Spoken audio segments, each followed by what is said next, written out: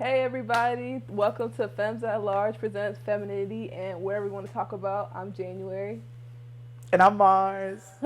And today we're going to talk about femininity and femmephobia, which is actually one of the main reasons I even wanted to start FEMMES at Large, and just something I think we really need to dive into. But yeah, like it's gonna be really great. So, but before we get to that, we're gonna get into what's been going on this week because it's just been crazy. You know, with the world, like what's going on, Mars? How's everything? Yes, no, life has been lifing for sure. It's getting very scary for a lot of creators right now. Obviously we got to talk about it. We talked about it a little bit right before we started recording, but the TikTok ban, and just like all the implications of that. As of today, as we're recording this, it is like the second week of March, and it has passed the House almost unanimously, which is Just sick. probably the first bipartisan issue that they have been able to agree upon in, I don't know, decades. And now it has to go to the Senate. Literally, this whole process, like anytime there's like a big scary bill that's trying to get passed, I always remember the Schoolhouse Rock song because civics class I wasn't paying attention, and Yeah. so now I'm like singing the song to figure out what the next process. I'm just a bill, and gotta. And so now we gotta make it through the Senate, and if it goes through the Senate, what happens Yeah. after that? Um. House Yeah. alleged. I No, think. it goes to the House first, then the Yeah. Go to the Senate. Senate, and then is it either like Biden gives the final, or is it just like I guess yeah, he has the yeah. final say, which he seems to be very gung ho. So yes, so it passed through the House. I think the votes were like 300 to yay and like 50 nay, which is It's fucking insane. insane. And so yeah, if it makes it through the Senate, essentially from what I've read, there's obviously a lot of information, misinformation on what exactly will happen. They're essentially trying to force the CEO to sell to an American, Mm. either conglomerate or just someone who is not of his orientation, which is insane because he's not even Chinese. He's Taiwanese. Um, he's not even Chinese, and It's for embarrassing. what that will mean for American creators or just American TikTok users in general Mm-hmm. is, there were talks saying like if you use a VPN that, you're going to have to pay some like ridiculous fine. I don't believe any of that is true Oh actually. I shoot. wouldn't I wouldn't put it past them, but um I'm curious to see how effective it really will be. But what are Yeah. your thoughts about everything thus far, about what this means for like the future of just censorship in general? Yeah, I think it's interesting when different groups pick and choose when censorship is important and when it's not, because it's like you literally had Facebook allegedly like causing rifts in certain like different nations in voting and stuff, and like even affecting 100%. like our voting, like the whole Trump election, the first Trump election, like that was a lot, and I think they have gotten to skirt by, and it's just like, why is it after that terrible hearing that Mark Zuckerberg had that made him look so guilty, right? But then it comes to like TikTok and you're like, oh yeah, no, let's just get rid of it. And I'm just like, I think there's a lot of different entities probably at hand. Like, there's probably different like political reasons, of course, with the genocide going on and with like the lobbying behind it. I think that's a big reason they're trying to ban TikTok. And also, I think just the organizing power of TikTok too, because the algorithm is just way quicker and you get to things that you need faster than you would other stuff that's trying to sell you things all the time.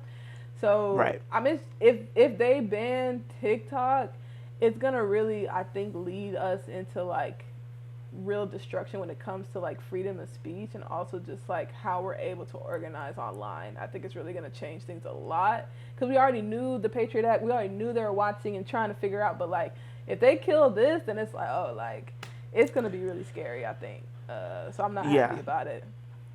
Nah, I think we're truly doomed if this really does make it through and it passes. It sets a precedent in the same way that repealing Roe v. Wade set a precedent. Like, it allows them that legal standing to do so much insane things. And then it's also like so I feel so crazy hearing these politicians talk about like how essentially it's just Chinese spyware Yeah. when we know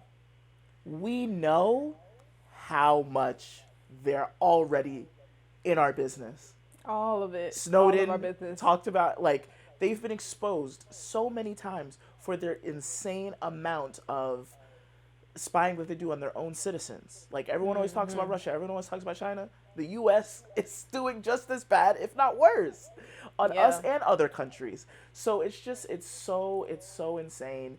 And like the push right now, I mean, we haven't talked much about Israel and Palestine, and I'm not trying to upset the powers that be, but the Yeah. reality is like they're putting a lot of money into politicians' pockets to push this. Like right now more than ever. Like to Yeah. because they know that they're losing the culture war and that people are seeing through their In fallacies real and that time. like it's in real time and it's not and they're scrambling. They're getting very, very scared. So yeah, it's a really Yeah. scary time. It's a really scary time. But in regards to like all of those creators, I'm still trying to create on TikTok. If Go y'all see follow. Go this, follow. by the time y'all see this, if we still got it, follow FEMMES LRG on TikTok and follow me and Dan as well. Um, but yeah, real scary stuff going on. And some other scary news that I found out. Jennifer Lewis, did you hear about that story? I heard she fell, right? Oh my goodness. So apparently she was at some resort in Africa. I unfortunately can't remember where exactly. But there was like a balcony and there was I guess there was just like no type of like barrier or partition and she just fell like 10 feet or something like that. Um and there were, they're in the safari Sahara Yeah. safari, and so there's wild animals like she Oh was my like retelling the God. story and she got seriously insanely injured, had to be like airlifted out, um and has been like quietly dealing with this and healing this entire time. Like we could have lost an We icon, could a have lost diva. Jennifer Lewis. Jennifer Lewis, I'm so happy and so like amazed that she was able to like Yeah. get through it, but she's still currently healing right now. um so yeah, like what did you think when you first saw that? I was like, Jennifer. Yeah, I didn't like stop to watch the whole video. I just read like Mm-hmm. the like highlights or like whatever, and it was just like, dang, like I can't believe that even happened. I do respect it because like whenever we hear something like that, you're already jumping to conclusions, and maybe it Yeah. would have been a lot more like frenzy that she maybe didn't need in recovery. So actually, I think I True. understand it because I think I had seen the headline where I guess she had told TMZ not to say anything, and they respected it. Yeah. So I was Okay. like, you know what, that That's makes sense. probably the first time Like, that's happened. right, I'm like, that's respect for real. So I was like, maybe it was a good thing that she had privacy, but I would have hated to Yeah. hear that like something happened to her, God forbid, and we just had no idea and she's just gone. Like that would have really like hurt. But I'm glad she's feeling better. I hope she recovers better and that she doesn't have any lasting injuries because I know I that's can't probably lose a her lot. right now. I can't. I'm so glad she's recovering. But Yeah. literally, I felt my heart fall out of my eyes. I said, Jennifer Lewis. Yeah. Oh my goodness. But in some lighter news, one of the last topics I wanted to talk about. I don't know if we touched on Risa Tisa, TikTok extraordinaire 52-part No. series. So obviously by this point, by the time this is up, if you haven't watched it already, you've heard about it. If you haven't, I don't know, maybe you have good social media consumption. Some of us don't, and I'm proud of you. But I watched the entire Every series, single and it one. was incredible. It was great. An audiobook. I loved it. I was cleaning and doing Yeah. housework while it was on. I would put on my stories. I loved it. So, but now she's such an incredible like personality. She carries herself so well that all of these brands are essentially throwing money at her, and she Yeah. has really turned a bag on this situation. Yeah. And I couldn't be happier. I couldn't be happier. Like, Yeah. there's a whole lot of discourse that unfolded through her situation with Jess Unhilarious and Charlemagne saying the comments that they did, and then T.S. Madison stepping up as a big back, and Shout out to it TS. being like, you're not about to jump on this girl, I'm Yeah. gonna insert myself into the conversation, and then it becoming the transphobia conversation, which is like so tired and so old, and I knew she was gonna do it, Jess. um but yeah, I mean, I'm so happy for Teresa. I've learned that that's her name, but Risa Tisa was just like her fun like TikTok name, Hmm. and that she's been able to flip it back from this, and watching that man, now we know his name is Jerome, but she called him Legion. Yeah. He also did an interview. Did you catch any of that? Or I heard of he did it. one for TMZ, and he did one for some YouTube creator. I couldn't watch it just because I did not. you could tell he was just mentally ill, and it just makes you really Yeah. sad. Like when it Yeah. came towards the end of the story, and like she gives more detail on like everything she found out about him. Because even during it, I'm like, to have that type of delusion, something's wrong.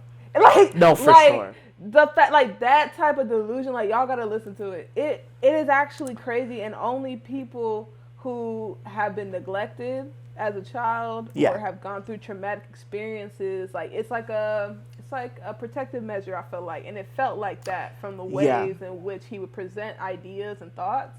And that's how it felt in the interviews. I saw a snippet on TikTok. I just got summaries from people who watched it and called it a day, because I was not gonna put myself through that. No, you're not about to gaslight me on my own phone that I pay for. No. I'm so sorry. No. And then it was just like, I was happy for Risa Tisa, but I also was disappointed in just like how our community really just didn't give her the support at times, and was just like, Yeah. it felt like haterade, and it felt like because Oh, yeah.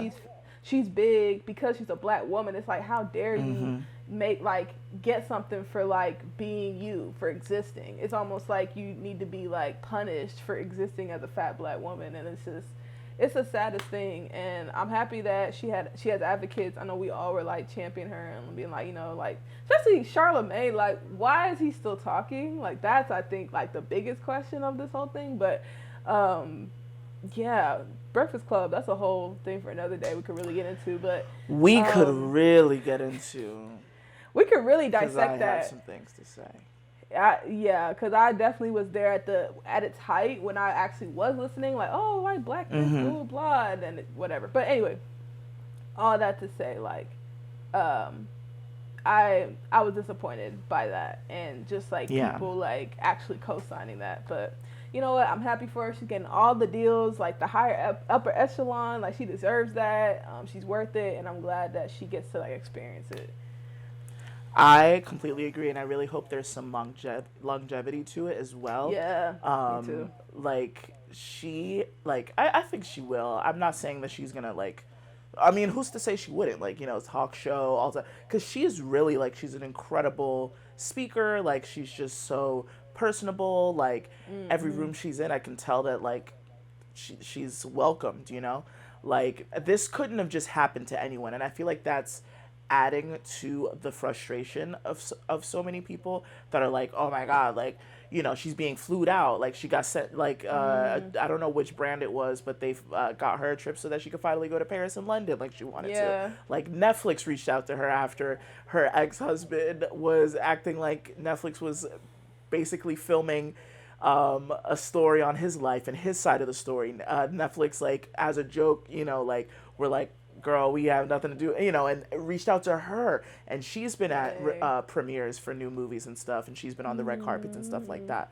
So I think the biggest issue with so many people is, one, her being a larger black woman, but also like the fact that she has been able to capitalize off of trauma.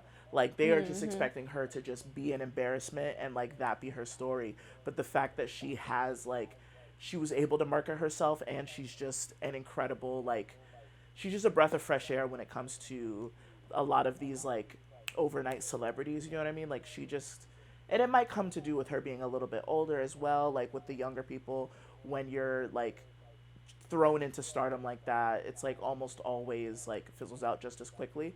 But I don't see that for her, and I'm so happy that so many people are mad. that she is living her best life and is probably going to be set for the next decade or so with what she made in, I don't know, a couple weeks. Like, die mad. I don't know. I'm so happy. Yeah, me too. I'm happy for it. Shout out to Risa Tisa. Thank you for the great work you put in. I'm so happy for her. Like, I'm so sorry that all of that happened. It's insane. If you still haven't listened to it, if TikTok is still with us, I'm sure someone's already downloaded it to YouTube. Yeah, it's on YouTube. Or even SoundCloud and made it an audio file. I wish I could have just, like, set it somewhere and just, like, played it. But, yeah. It's an incredible story. And before we end on this topic, she sold her story, the rights to her story, to CAA. I don't know what that agency is or what it stands for. It's a management agency. She sold the rights to her story, not her life, but I think just specifically that story. And my fingers are crossed that Miss Shonda V. Rhimes takes over, because if this ends up on BET Plus, and I'm not trying to like be that type of person, but like if it ends up on BET, I'm going to get an attitude, because we know who, or even I hope it's Netflix, but I still hope, unfortunately, that it is not filmed in Atlanta, and I don't need to specify why I feel that way. You already know who's gonna try to write, direct, and produce. And star. He's probably gonna be the damn. He's probably gonna believe you.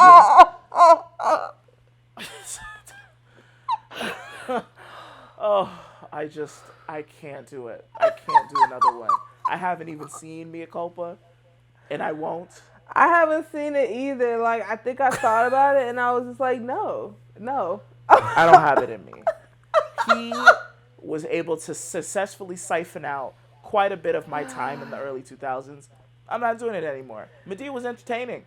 He was as Medea, but you know, his older stuff was better. It 100% is. It was better, and it like, now I don't know what he went through. I don't know where the transformation was. If it's just easier money, but it just got so bad so fast. And it's like, I think people don't understand, like, when you have like enough money to take an Air Force base, you have money to get better wigs, to have script supervisors to make sure the cup is full of water. Like, there are things you can afford, and he deliberately chooses not to, and it blows my mind. He got them really people wearing wigs out the bag, shake and goes, but Medea seems to always have a 613 bust down with HD lace.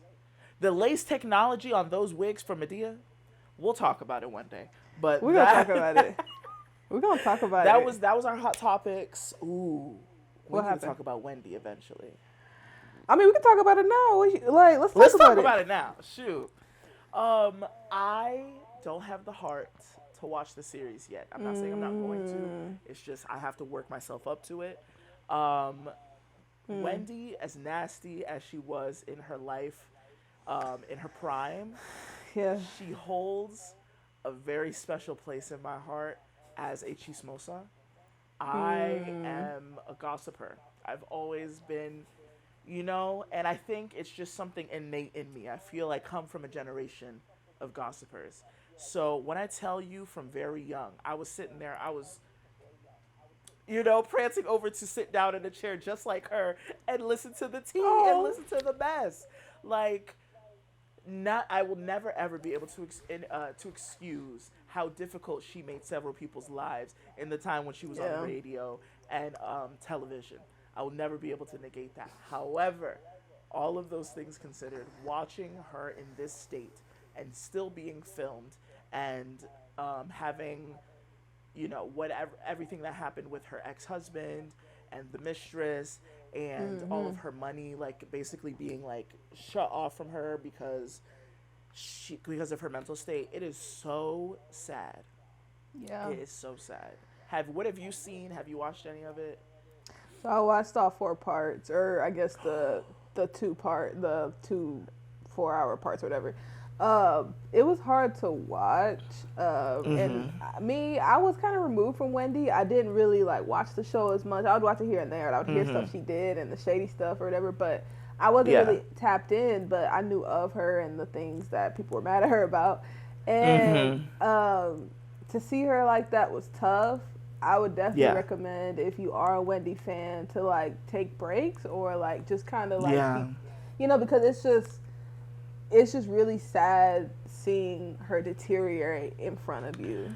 And then Yeah. also, it's hard to know who to trust at times, because there's like a lot of blame shifting at first, and then you kind of like, Mm-hmm. you end up saying, okay, well, maybe the guardian is being fishy. Maybe the family was their privilege was taken away unfairly, Mm-hmm. and also the whole balance of her substance abuse. Like, I mean, like, I think it's just like a whole mixture of just mess, and it just, at the end of the day, like, Wendy's hurting, and like, I just feel really bad because it's like all the stuff that I don't think she really like worked through when she was like more lucid is coming back to be like take over. So yeah, it's Absolutely. just it was a lot, but it was good to see that there might be some progress. Like, I know there's been people really looking into her case more, and so I Okay. think they should be able to go back to court to see if the family can have custody or guardianship over her instead of the legal guardian they appointed her. Yeah. So yeah, so we're hoping for the best. Like, I wouldn't wish that on anybody, like any enemy for No. real. So I Yeah. I, I feel really bad for her and her family. Yeah, it's such a very, very sad situation that she's found herself in, because she's not that old. She's not. She's not. But people are getting dementia and Alzheimer's way earlier. Yeah. And I think it's just going A to get lot of worse people because are of all the saying stuff. a lot of people are saying long COVID is like contributing to a lot of this stuff. So it's not looking good. But specifically, what has been like driving me the most crazy is people saying that this is her karma, that this is her. Nah, yeah, nah. I'm so sorry, but like, Yeah. you, I don't. One thing about Wendy is she was always real about it. You know what I'm saying? Like, even when Yeah. she was in the messiest part of her divorce and everybody was all in her business and everything, came to light, she quite literally, that iconic video, she's in the car, she's crying. I don't know who's filming her, probably TMZ, but she's like, I can't be mad because I talk about people too. Like, she knows. She I don't I don't think, even if she was lucid, that she would be upset with the way she's being portrayed. Like, she Yeah. knows that she is not going to be awarded privacy in her life, even in this state. Like, she knows that. Yeah. So, I don't know. Like, I get a lot of people. Again, she's been nasty. And it especially is prevalent with the clips that I've seen of how she talks to the people that are like helping her. Like, she's because that is who she is. You know what I'm saying? Like, it's Yeah. in the same way where it's like drunk acts or sober thoughts or something like that. Like, that whole like, she is heavily under the influence, but she is like, there is Deteriorating. a mental impairment now, like a diagnosed mental impairment. But the way that she acts, like, that's how she probably was in her best days. Like, she was a nasty Yeah. woman, but she was good TV, and she was good radio, Yeah. and she was real. My Yeah. issue with a lot of people that like to be nasty is like they'll throw stones and hold their hands. Like, she's always been upfront about it. She's not gonna backtrack. Like, she said what she said, and I respect that. I respect that. Yeah. She, I mean, like, it was interesting too, because in the beginning, they didn't really know what was wrong with her, and they couldn't really, Mm-hmm. like, treat her like she had a mental impairment or mental illness, because, like, I think they were used to being yelled at like that. But, like, from our Yeah. vantage point, as you're watching, you're like, she's obviously forgetting things, like, Yeah. but, like, it was sad. So, yeah, I just wanted to, like, agree with you on that. So, but, yeah, Yeah. everybody deserves grace.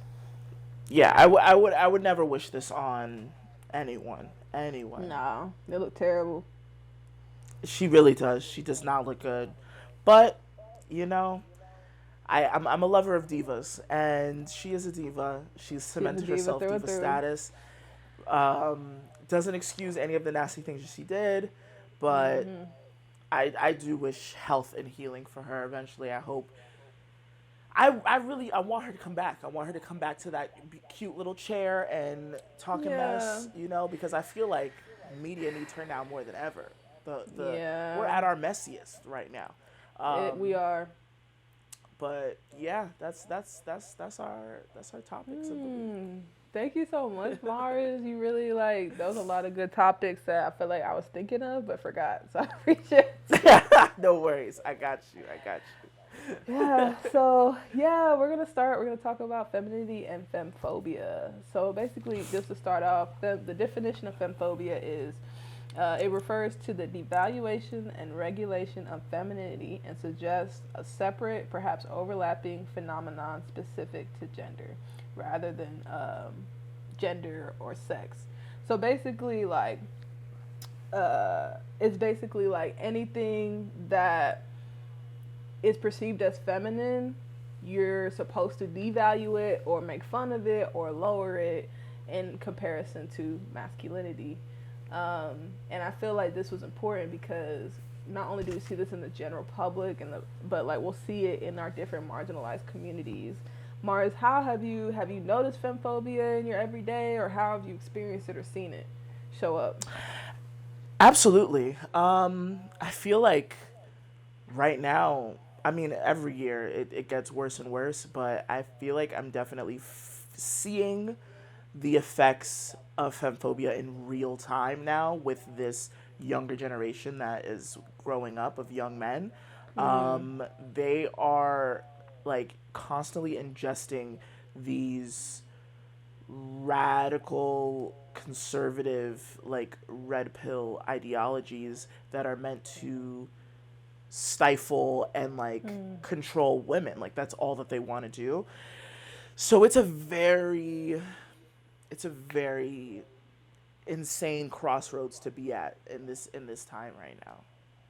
Yeah, no, for sure. Because you saying that made me think of like when I was growing up, I felt like boys always made fun of girls, like, oh, you're girly, you're Yeah. this and that. Now we have Yeah. YouTube and TikTok plus that, and these kids Yeah. are like preteens and teenagers watching this, and then it turns into like not respecting women's boundaries or endangering trans women or creating a black manosphere or a manosphere that is endangering others. So yeah, like we're gonna talk about that, and we're just gonna like see how femphobia probably is at the root of everything more so than Mhm. misogyny, which I think is interesting. Yeah. But yeah, the term was coined in 2007 by Julia Serrano. She coined the term femphobia in her book Whipping Girl, a transsexual woman on sexism and the scapegoating of femininity. And she particularly broke down the difference between sexism and misogyny. She said femphobia targets people based on how much femininity they demonstrate, regardless of their gender. So, like, I think that's really important because I'm noticing that now that we have more queer people and even straight men too who are more okay with being feminine or what people would deem as feminine qualities, we're getting Mhm. backlash. You know, like people are really fighting against it and trying to find creative or just like lame ways of just Yeah. dissing them or making them feel bad. Yeah. But yeah, I just thought that it was interesting that it took a trans woman to coin this term, which is fitting because I feel like trans women, and especially black trans women, experience that the most. I always think about a lot how it affects like the black community, especially because I feel like when you talk about blackness and you talk about queerness, a lot of times I don't know about you, Mars, but I feel like I'm acted like you have to choose, or like it's like Yeah. you're supposed to be like, no, you're black before queerness. And I think because maybe queerness sometimes is seen as white, which isn't true. Mm.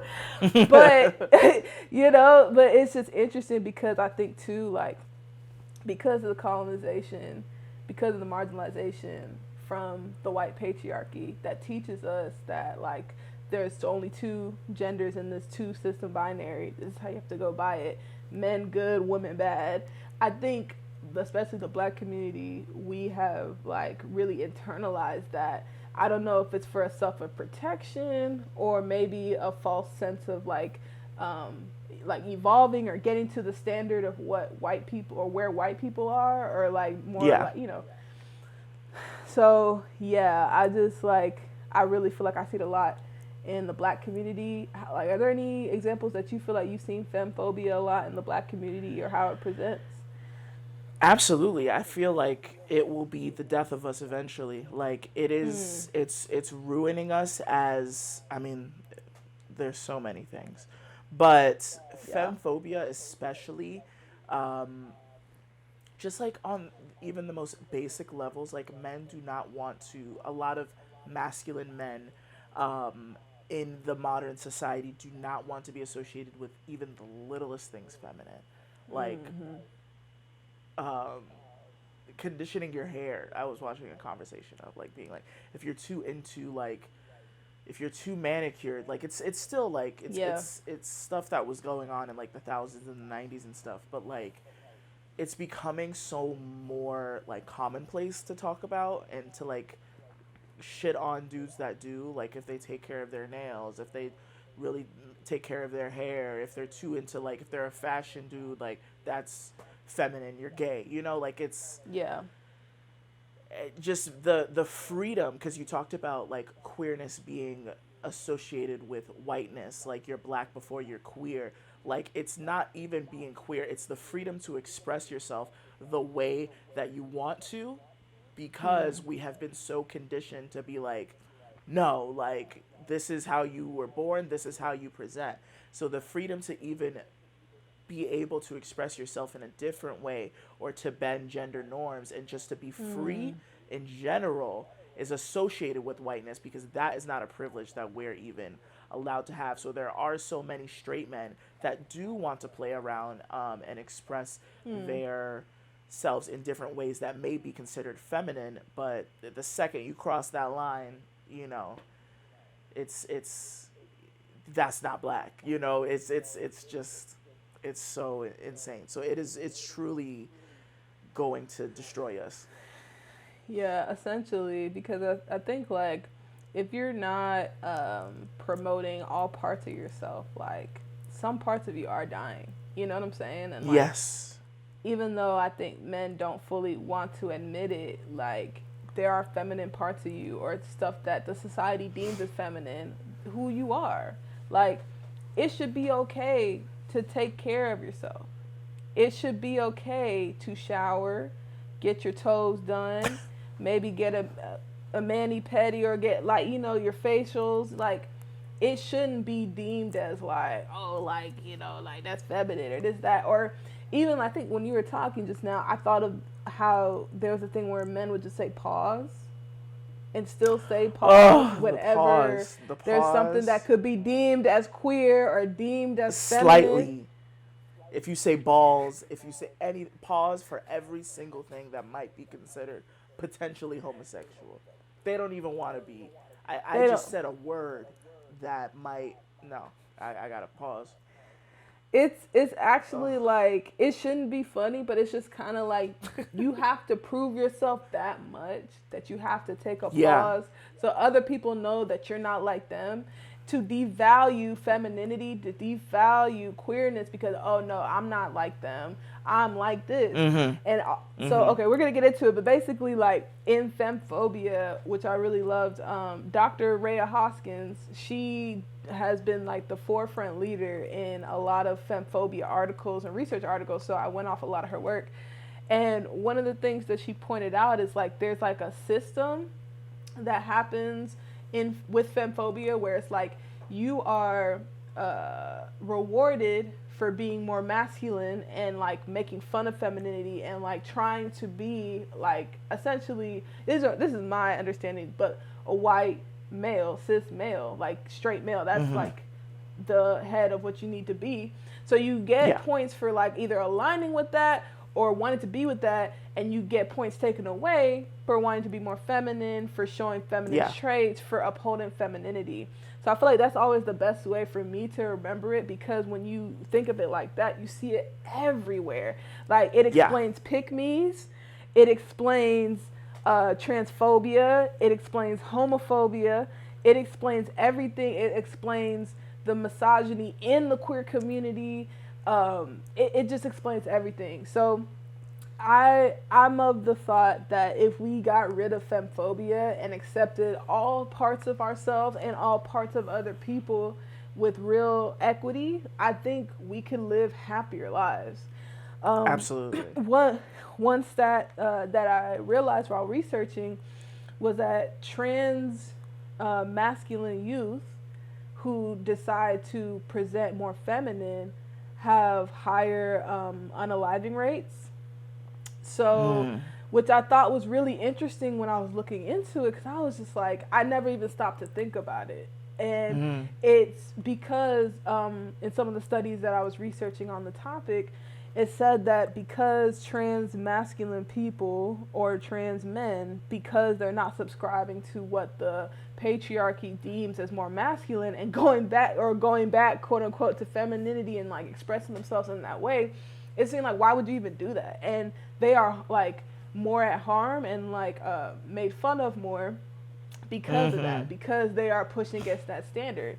Mm-hmm. And so it's just kind of like, anytime that you show true femininity or you're not afraid to express it or you encourage it, it's like now at the point where you're like, basically it's a reason to make fun of you, to harm you, to like unalive you, and it's not right. So Mm-hmm. this was like one of the main reasons I even made Femmes at Large, was to kind of break down those constructs, because once we do and we accept all parts of ourselves, we're going to be 10 times happier, and we have to accept Yeah. femininity and not white feminism or like what the Western world sees as femininity, but femininity in the global majority and all facets of the world that's been here for millennia. Yeah. You know what I mean? Yes. So, yeah. What are your thoughts on that? I know I just gave like a No. lot.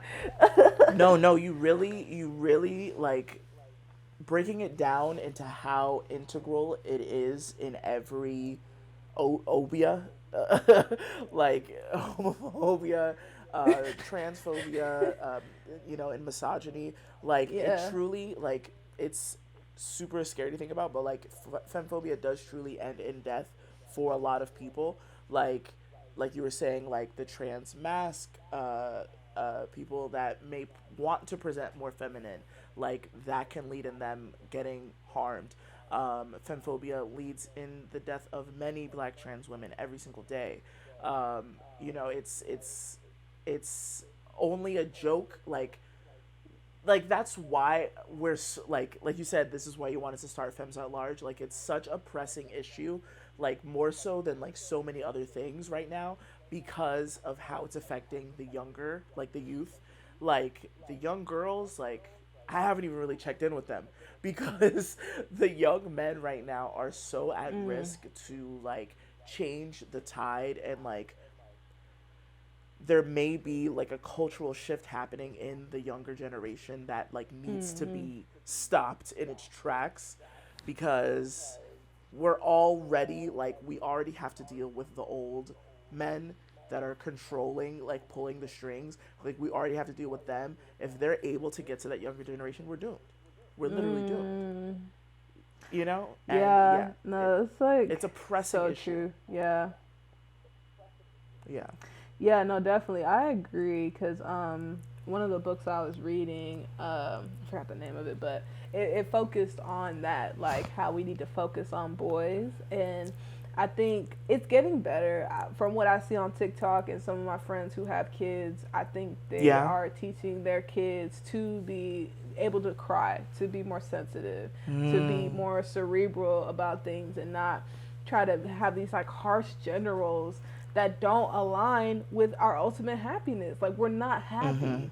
Like you can't tell me feeling like you have to work all day and come home and just sit around while your wife does everything and y'all barely talk, or they gotta feed you and be your servant. Like I know you're not happy. I know you're not happy. It just doesn't make sense, because it's just not equal partnership, and it's just like these weird rules and roles that like they just don't align anymore. We can evolve. It's okay to evolve in a healthy way. Um, and yeah, like I feel like if we don't start really talking to the boys and really talking to these young men and like telling them, hey, it's okay to be your full self, we are doomed. because these are the people who are gonna like revolt later. You know what I'm saying? Because Yeah. like if they don't have a space where they feel fully accepted or they could be their full selves, where do they go? What do they do with all of that? You know what I mean? Yeah. So yeah, it's definitely something to like worry about, but also in the process, just like wherever you can, just try to instill like good thoughts and behaviors into them, you know?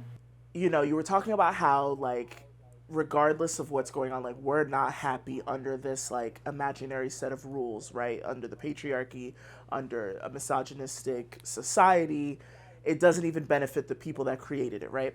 So I see that in like the silliest level when it comes to like men in their friendships, like straight men.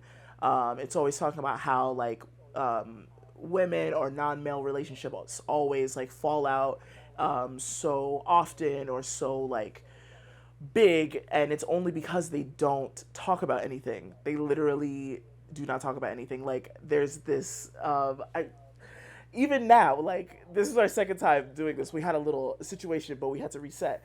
But this comedian that I follow, he's super funny, and he has this joke about how he'll go to the park and he has like his park boys, like these guys that he plays like pickup basketball games with, and he doesn't know any of their last names. And I heard that, and I'm like, there's no way that that's a thing. And so my old boss, really cool. He still plays basketball for like an adult men's league, and I asked him, I'm like, do you like is that like a thing? Like, he's like, yeah, like I have a group of guys that I've played with for the past like almost 10 years, and I don't know any of their like last names. Like that's a real thing. So like they pride themselves on like having these long lasting friendships, but they're not fulfilling.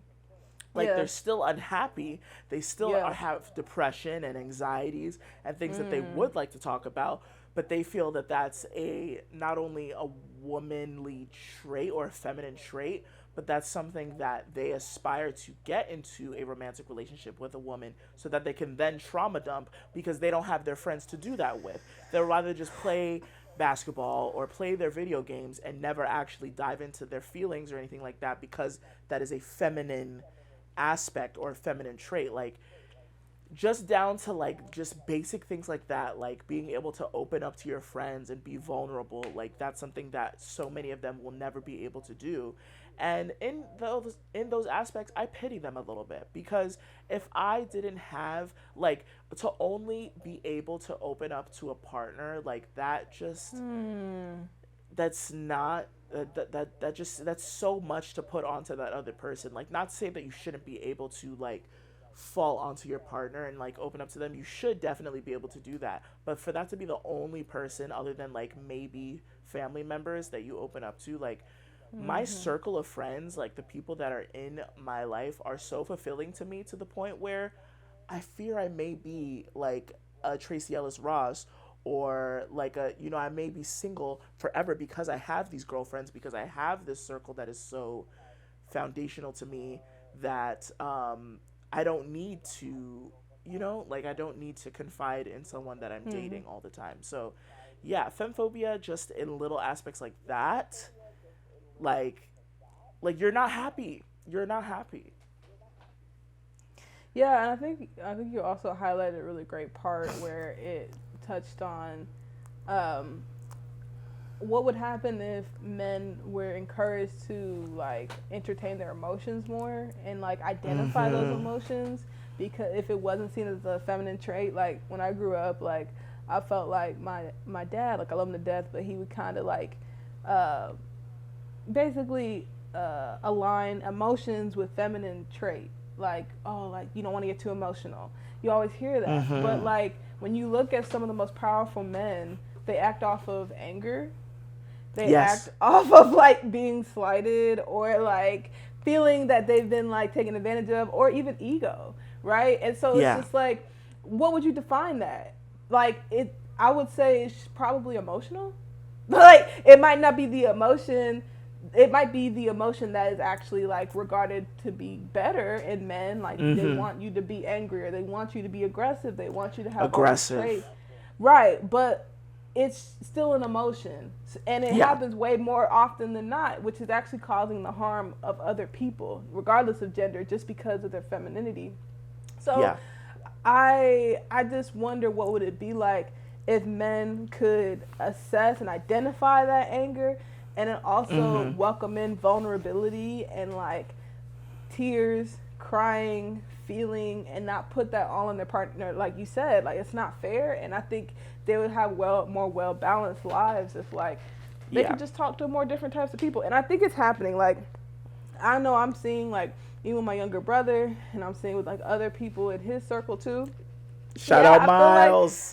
Miles is the best. I feel like I'm seeing pockets of where straight men are talking about their feelings and being accountable for Yes. those feelings, and like they're not what is sensationalized for clicks, you know? Yes. But I think there's still a lot more work to do, especially because it's manifested into the queer community. So we got to talk about the Yeah. heteronormative stuff that happens in the queer community and also the femmephobia that's very present. So one thing I Yeah. noticed in an article I was reading, the title was "No Fats, No Femmes," and Mm-hmm. basically it's relating to on the app Grinder that Mm-hmm. predominantly gay men, you know, frequent on, find partners, find sex partners, or whatever. Like Mm-hmm. that'll be in some of their bios more often than not. And you know, like I read an article written by a black fat man who's more femme, and his Mm-hmm. experience being on Grinder and just like really deconstructing that of like how he was seen as a fetish, but also Mm. like how he, you know, like desirable to a point but not enough for real commitment or real like a relationship or real, you know. And there's like definitely a lot of different other fetishes when it comes to marginalized people or people of color, but you know, Mm-hmm. fat and femme, like, why is that? Why, as a gay man, does it bother you to be more feminine?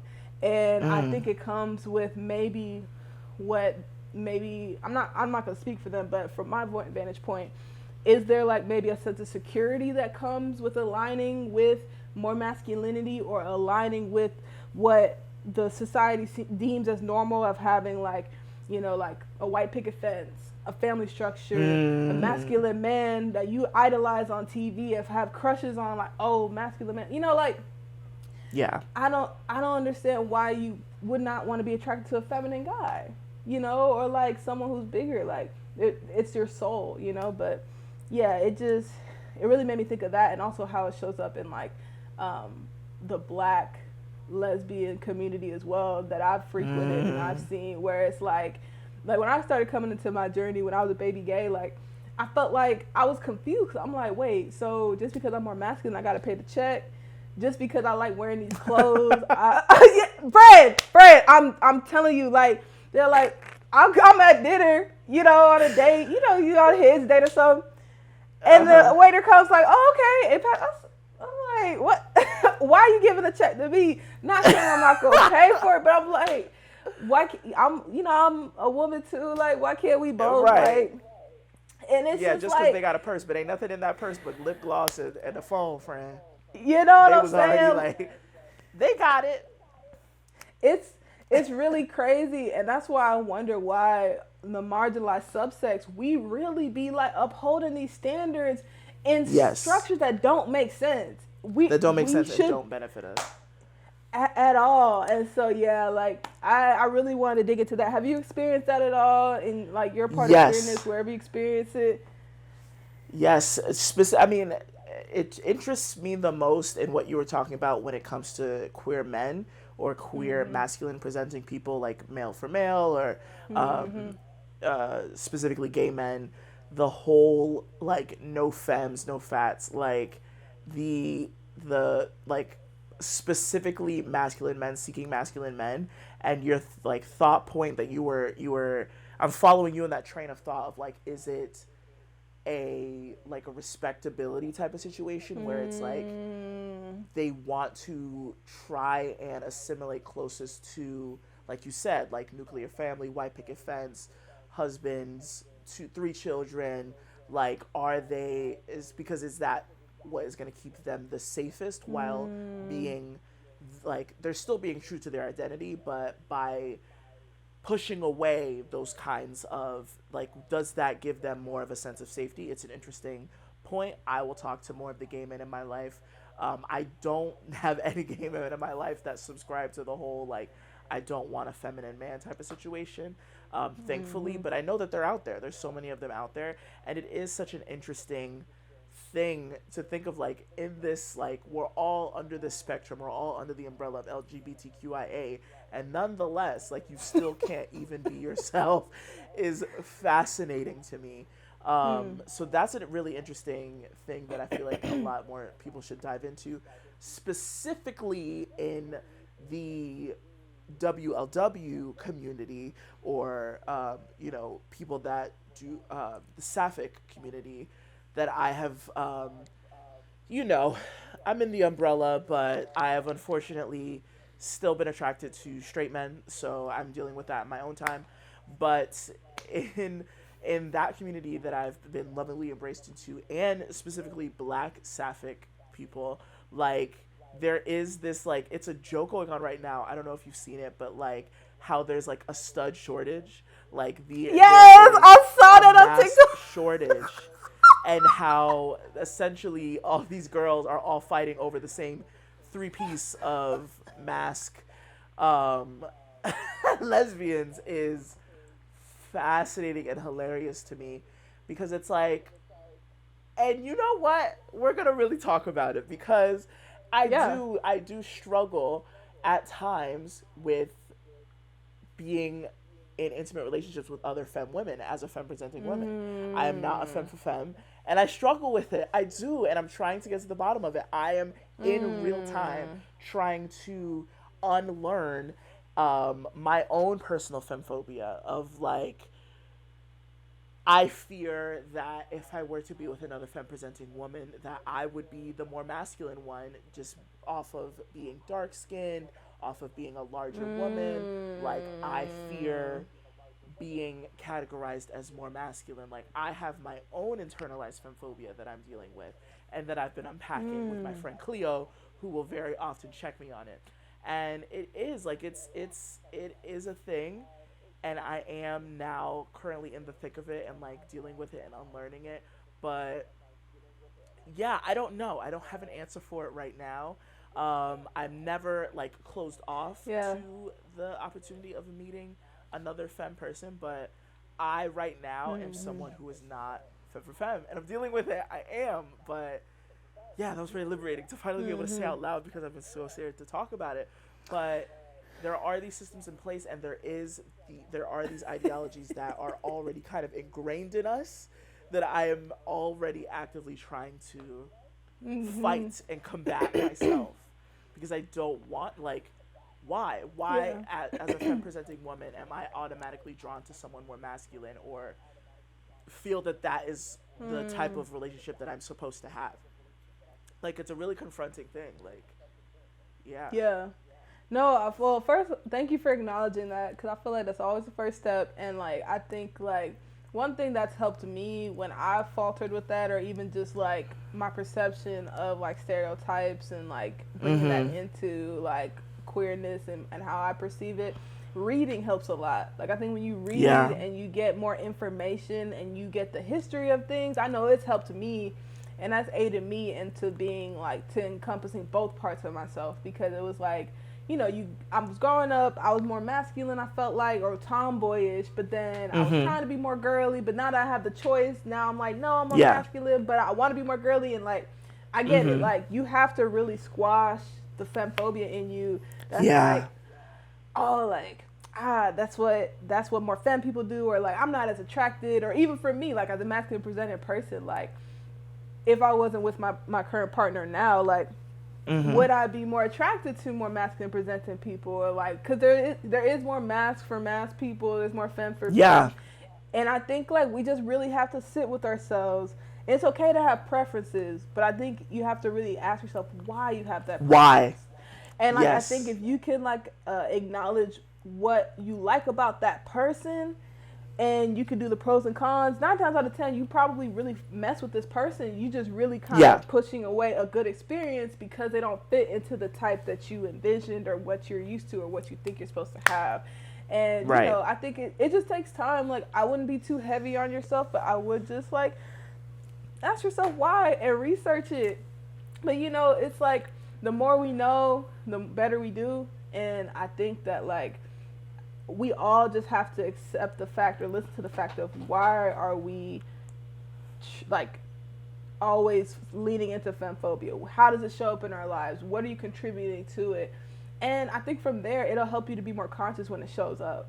Like one of the reasons I love my partner so much is because like I feel like she allows me to be my freest self. I could be more feminine around her. I could be more masculine around her. I could just be me and exist. And what would that look like if we could do that everywhere, in every space? No matter your color, your gender, your size, like you could really just be happy, And I wish if nobody gets anything out of this podcast episode, I hope it is to know that like by embracing femininity as a whole in the way that's supposed to be embraced, we could just all be happier. Like yeah. So yeah, man, that's the episode, friend. That's Femmephobia. That was it. That was like I was kind of nervous because this is one I've been really working on for a while, but yeah, man, I think like everything we talked about really encompassed everything that is femmephobia. So yeah, we have some things in the what's that Dr. Umar video? I'm working on something, but the enemies are trying. What is that one? What is? I'm telling you now. I have plans that I cannot share with you right now because the haters will sabotage me. I have plans that I cannot share with you right now because the haters will sabotage me. I have plans that I will not share right now because the haters will sabotage me. But I got some stuff in the works. We are currently, me, Jan, and Miles, are on the front lines of combating femmephobia, okay? When we're finally able to discuss what we are currently working on, we're doing the hard work. I mean, I fear Pulitzers. I fear we may be approaching Nobel Prizes. Like, we are doing experimentation that is going to change. There will be a shift. So, this was a preface to said experiment that should be coming in due time, soon come. But yeah, somebody's got to do something. And if we have a willing participant that falls under the straight category, Miles, thank you for your service.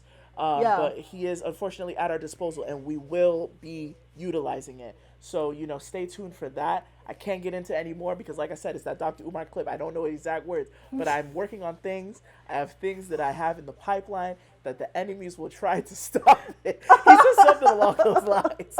Miles, I know you know what I'm talking about. Please find it. But, yeah, guys, that was Femmephobia. I'm going to try and do the end because I never get to do it. Please follow us on TikTok, Femmes at Large on TikTok, on YouTube. We're on Spotify. Are we on Apple Music as well? Yeah, we are Apple Music. Wherever you listen to your podcast, we are on there. We're going strong. And check us out. Check out our personals. We have Jan's Instagram and we have my TikTok. I'm also on Instagram too, but I may have to switch to Reels. I gotta face the music. The fat lady might be singing, but I'm not singing yet. But let's I'm not giving up hope. But follow us on other things. Listen to us to wherever you get your podcasts. We'll be back next week, and looking forward to it, guys. Be safe. Bye, guys. Take care. Brush your hair. You too. Like, share, subscribe. We love y'all. Thank you. Love y'all.